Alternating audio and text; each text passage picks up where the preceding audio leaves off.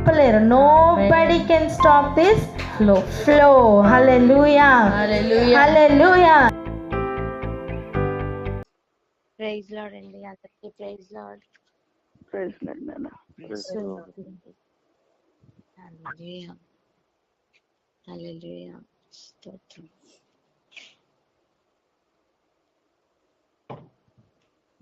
పరిశుద్ధుల ఓర్పు కనపడను అని చెప్తాం. పరిశుద్ధుల ఓర్పు కనబడును. పరిశుద్ధుల ఓర్పు కనబడను.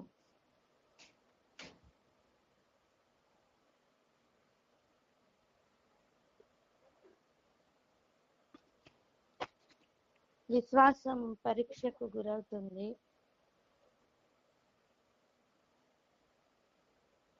మనకున్న ప్రతి క్వాలిటీ వాటన్నిటినీ కూడా పరీక్షకు లోనవుతుంది. ఓర్పు కూడా పరీక్షకు గురవుతుంది. ఓడిపోవడానికి కాదు, నిరూపించబడ్డానికి. నా ఓర్పు పరీక్షలోనికి వెళ్ళినప్పుడు నేను జయించాలి, ఓడిపోకూడదు అని ప్రార్థన చేద్దాం.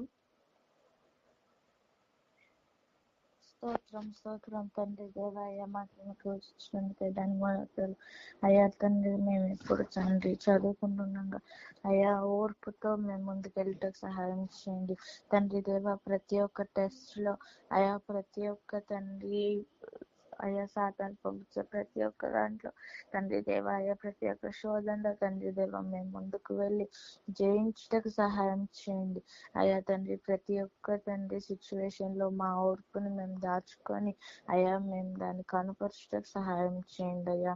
అయ్యా మేము ఎక్కడ తండ్రి ఫెయిల్ అవ్వకుండా అయ్యా సాతాను పెట్టేటో మేము అయ్యా గెలుచుటకు అయ్యా మీతో తండ్రి మేము నడిచి అయ్యా మేము ఓర్పుతో మేము ముందుకెళ్ళటకు సహాయం చేసి నడిపిస్తారని నమ్ముతూ ఏస్తున్నాము గది పెట్టుకుంటున్నాం తండ్రి. ఆమేన్, ఆమేన్, ఆమేన్, ఆమేన్. ఆలోచన చేద్దాం. పరీక్ష అంటే దాని తీవ్రత ఎంత?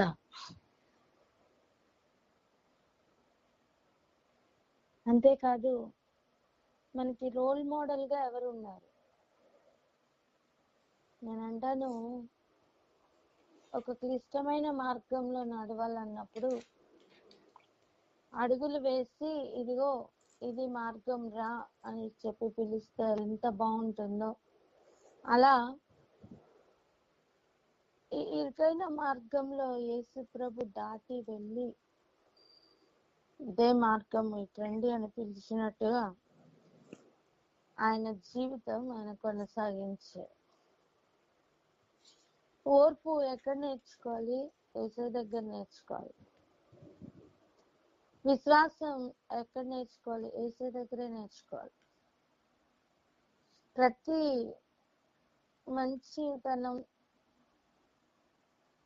ఏదైనా సరే, మంచిది ఏదైనా సరే ఎవరి దగ్గర నేర్చుకోవాలి? అడ్రస్ ఎవరు అంటే అది యేసయ్య. వేరే ఎవరి పేరు చెప్పినా ఏదో ఒక లోపం ఉంటుందేమో. పరిపూర్ణుడుగా సంపూర్ణుడుగా కనిపిస్తున్నది యేసయ్య మాత్రమే. మిగిలిన మనుషులకు ఒక విషయంలో బలంగా, ఒక విషయంలో బలహీనంగా కనపడచ్చు. ప్రస్తుత కాలంలో మనుషులు ఎవరిని కూడా మనం అనుసరించడానికి అవకాశం లేని రోజుల్లో ఉన్నాం. అంత డేరుగా పౌలు మాత్రమే చెప్పగలిగాడు, క్రీస్తుని నేను పోలి నడుస్తున్నాను, నన్ను పోలి మీరు నడవండి అని. ఈ కాలంలో అంత డేర్తో చెప్పగలిగిన వాళ్ళు ఎవరు లేరేమో. ఏదేమైనా సరే మన రిఫరెన్స్ మనుషులు కాదు, మన రిఫరెన్స్ యేసయ్య. ఇప్పుడు ఆలోచిద్దాం, ఆయనను కూడా పరీక్షకు తీసుకుని వెళ్ళాడు.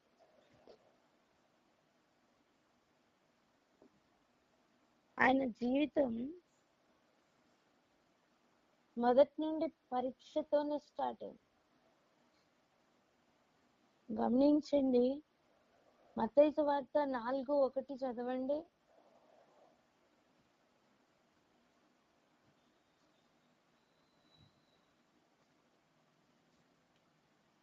మత్తయి సువార్త 4:1.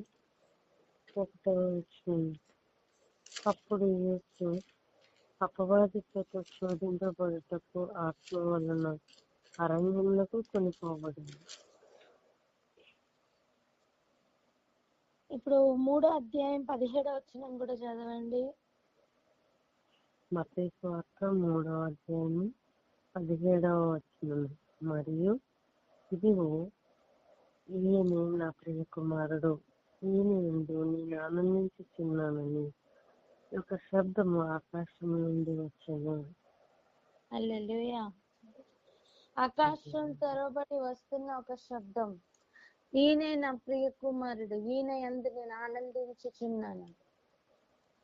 దేవాది దేవుడు ఒక కుమారుడిని చూపించి నేను ఆనందిస్తున్నాను ఈయన బట్టి అని చెప్తున్నప్పుడు,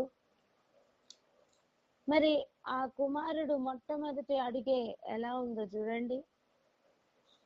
ఆత్మయే తీసుకొని అరణ్యముకు తీసుకుని వెళ్ళారు. దేనికి అంటే అపవాది చేత శోధింపబడ్డానికి. అపవాది చేత శోధించడానికి ఎగ్జామినేషన్ సెంటర్ ఎక్కడో తెలుసా? అరణ్యం.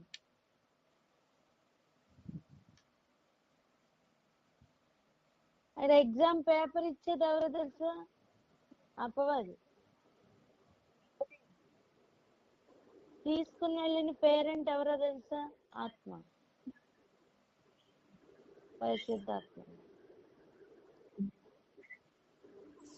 పరిశుద్ధాత్మ డైరెక్ట్ గా యేసయ్యని తీసుకుని వెళ్ళి అరణ్యం అనే ఎగ్జామినేషన్ సెంటర్ లో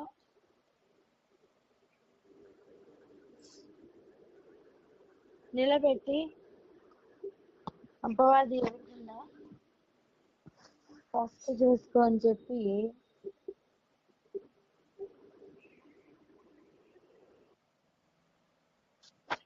టెస్ట్ చేసుకోమని చెప్పి అక్కడ పెడుతున్నారు, వదిలిపెడుతున్నారు. తండ్రికి పూర్తి కాన్ఫిడెన్స్ ఏమని, ఈయన యందు నేను ఆనందిస్తున్నాను, ఈయన నా ప్రియ కుమారుడు, భూమి మీద నా ఉద్దేశములన్నీ నెరవేర్చేవాడు.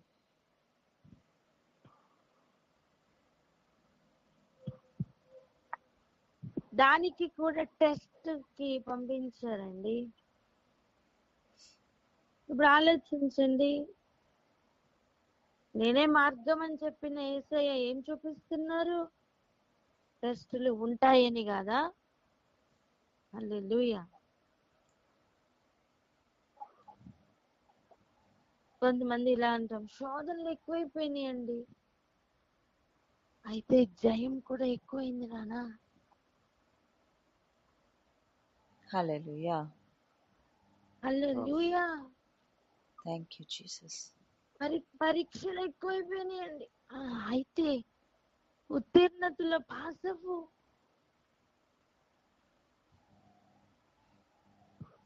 హల్లెలూయా. అటువంటిది ఇది ఎటువంటి టెస్ట్ తెలుసా? మనం పరిశుద్ధులుగా ఉండుటకు పిలువబడ్డాం కదా. అందుకే చూడండి, పౌలు ఒక్కొక్క లేఖ రాసేటప్పుడు పరిశుద్ధులుగా ఉండుటకు పిలువబడిన వారికి, పరిశుద్ధులకు, సకలమైన స్థలాల్లో ప్రార్థించు వారికి అని ఇలా మెన్షన్ చేసి లేఖలు రాస్తారు కదా. అప్పుడే మన కాలింగ్ ఏంటో మనకు అర్థమవుతుంది కదా.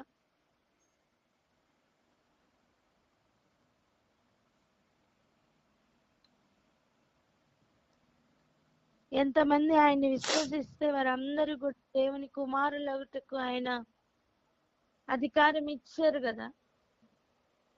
మనం ప్రియ కుమారులుగా ప్రియ కుమార్తెలుగా ఎప్పుడు మారుతాం తెలుసా? ఆయన ఉద్దేశం నెరవేర్చినప్పుడు. అంతేకాదు, పరీక్షలు వస్తాయి. ఆ పరీక్ష ఎవ్రీ ఏరియాను పరీక్షిస్తుంది. మన ధైర్యాన్ని పరీక్షిస్తుంది, మన నిరీక్షణను పరీక్షిస్తుంది, మన విశ్వాసంను పరీక్షిస్తుంది, మన ప్రేమను పరీక్షిస్తుంది, ప్రతి క్వాలిటీని పరీక్షిస్తుంది. Every area tested and proved అని ఒక సర్టిఫికేట్ కోసం మాత్రమే. హల్లెలూయా. ఎటువంటి సర్టిఫికేట్ కోసం చెప్పండి? Tested and tested and proved. Amen. ఈ లోకంలో సర్టిఫికేట్ మనం పట్టుకొని ఎక్కడ దాచిపెడతాం? చాలా ఇంపార్టెంట్ ప్లేస్ లోనే పెడతాం కదా, ఎక్కడ పడితే అక్కడ పడేయం కదా. దేవుడు కూడా అన్ని సర్టిఫికేట్స్ ని పొందుపరిచారు, గ్రంథాలు ఉన్నాయి. ఆమేన్. ఆమేన్. అనుదినము వస్తున్న ప్రతి శోధన కూడా, ప్రతి టెస్ట్ లో మనం పాస్ అయ్యేమో ఫెయిల్ అయ్యేమో అన్ని కూడా పొందుపరుస్తున్నారు. హల్లెలూయా. హల్లెలూయా.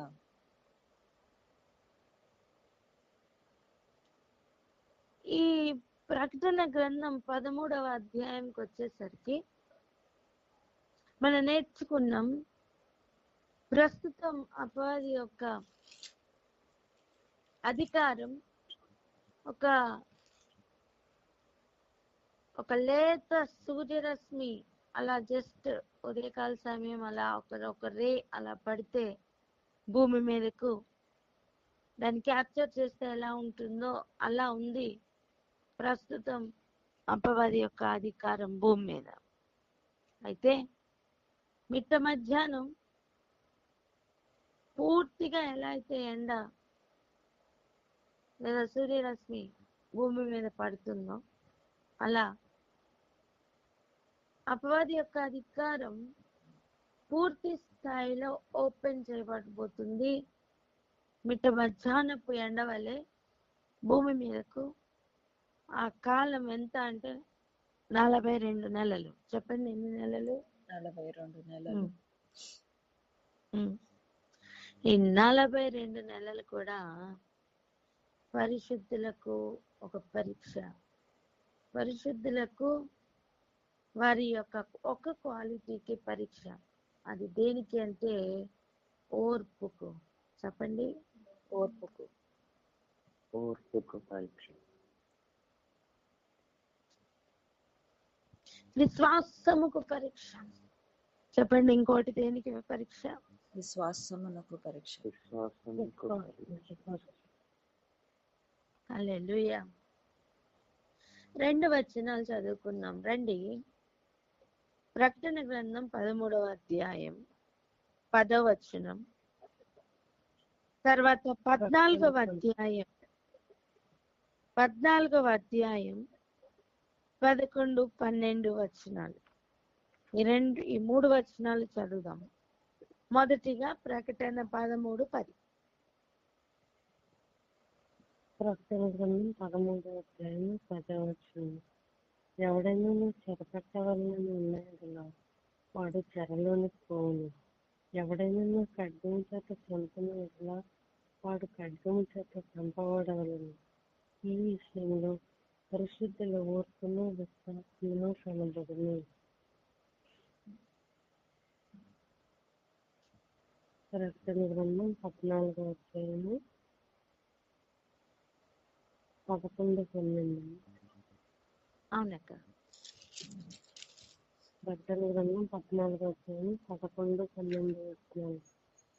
వారు బాధ సంబంధమైన పొగ యుగయుగములు లేచును. ఆ క్రూర మృగముకు గాని దాని ప్రతిమకు గాని నమస్కారం చేయవారును దాని పేరు గల ముద్ర ఎవడని వేయించుకుని ఎడల వాడును రాత్రింబగళ్ళు నెమ్మది లేని వారై ఉందురు. దేవుని ఆజ్ఞలను యేసుని గుర్చిన విశ్వాసమును గైకొనుచున్న పరిశుద్ధుల ఓర్పు ఇందులో కనబడును. హల్లెలూయా. అంటే ఈ ముద్రలు వేస్తున్న సమయం, ఈ క్రూర మృగం పరిపాలన చేస్తున్న కాలం పరిశుద్ధులు ఇంకా భూమి మీద ఉంటారు. అంతేకాదు వారి ఓర్పు కనబడుతుంది. దాని కొరకు ప్రిపేర్ అవుదాం, ప్రార్థన చేసుకుందాం అక్క. హల్లెలూయా. Thank you Jesus. స్తోత్రం.